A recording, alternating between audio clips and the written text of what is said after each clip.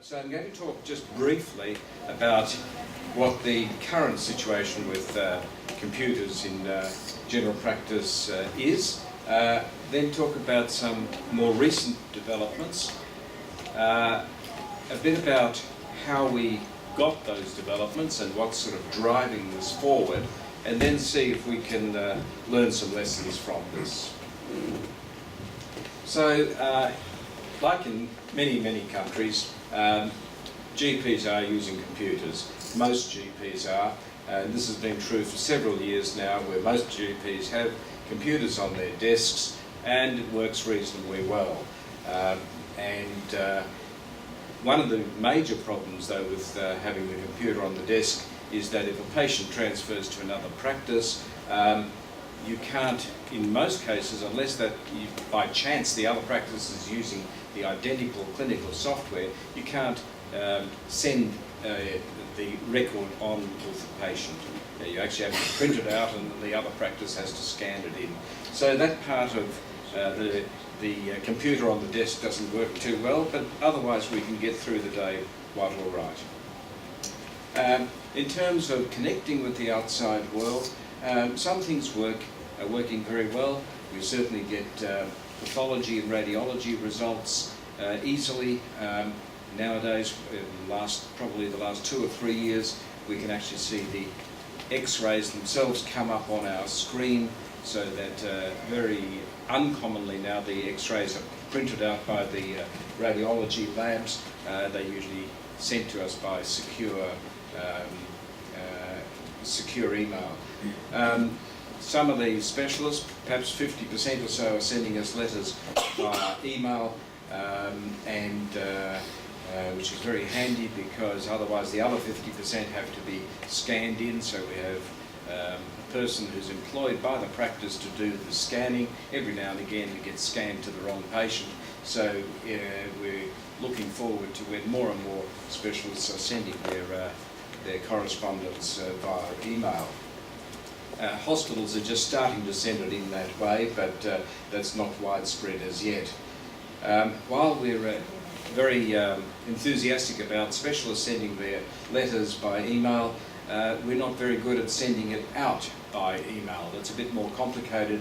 Recently, our software has made this process a bit easier, but GPs still tend to print it out and actually hand it to the patient, the letter, rather than sending it to the specialist. Now that may change, because if patients fail to attend a specialist, the specialist can review the letter and make a decision about whether the patient needs to be sent a reminder to attend, because we don't want people falling through the cracks. If they've got a potentially serious condition, some patients may not understand that further investigation is really required. So that part at the moment is just starting, that's the e-referrals. E-scripts I'm going to talk about in a moment. There are some systems around where we use not just the clinical software on our desks, but use web-based tools. One of them that Kay, who's in the audience, that I've been involved with in Australia is for chronic disease management. The other use of the internet is for GPs to find out what to do.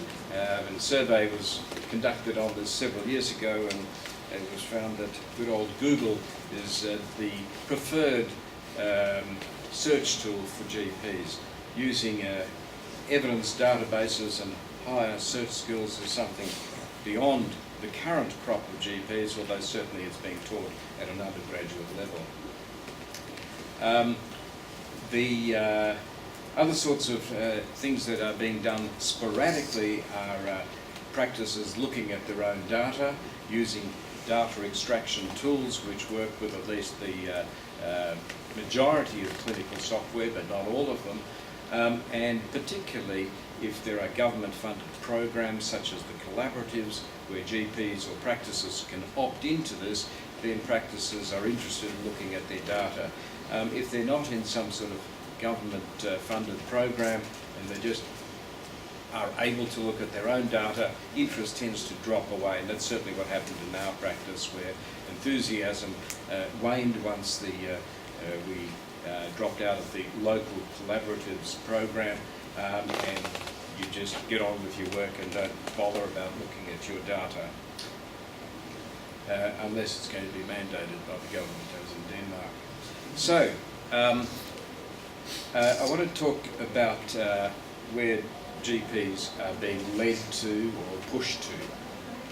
And the one that I referred to before, but I want to go into a little bit of detail, is this question about electronic prescribing.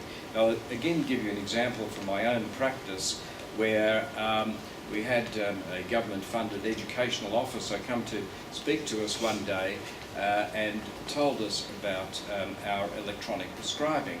And she asked us about whether we knew we were doing electronic prescribing, and the doctors in our practice looked at her blankly and said, no, we've got no idea. And she said, well, I've seen one of your scripts and it's got a barcode on it. Do you know what that is? And nobody knew what the barcode meant. We just assumed, well, you know, it comes out of the computer. Now they're putting barcodes on it. We don't, you know, we're not sure what that is. We didn't really recognise it or even look at it. Just one of those bits of noise on a prescription. Well, in fact, what had happened was that the practice manager had decided that it was time to upload some clinical software that enabled electronic prescribing, and she also applied to the government to get some digital certificates so that we could send information from our scripts securely to a prescription exchange service via the internet.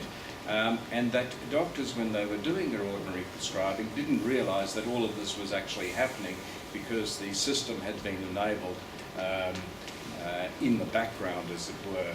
So what happens is that when the doctor presses the print button, a message is sent to this prescription exchange service. A barcode is written on the paper prescription. The patient then takes the paper prescription to the pharmacist. The barcode is read, and the information is then dragged down from the prescription information exchange service. So that tends to rule out errors, but at the moment patients still have to take a paper prescription to the chemist. Clearly the next step will be to remove the piece of paper. Some of the benefits are listed there. Whether it actually saves any time for the doctor is doubtful. They're just doing the same thing as they were doing before. It does seem to save time at the pharmacist end because they don't have to key in information about the patient and about the medication.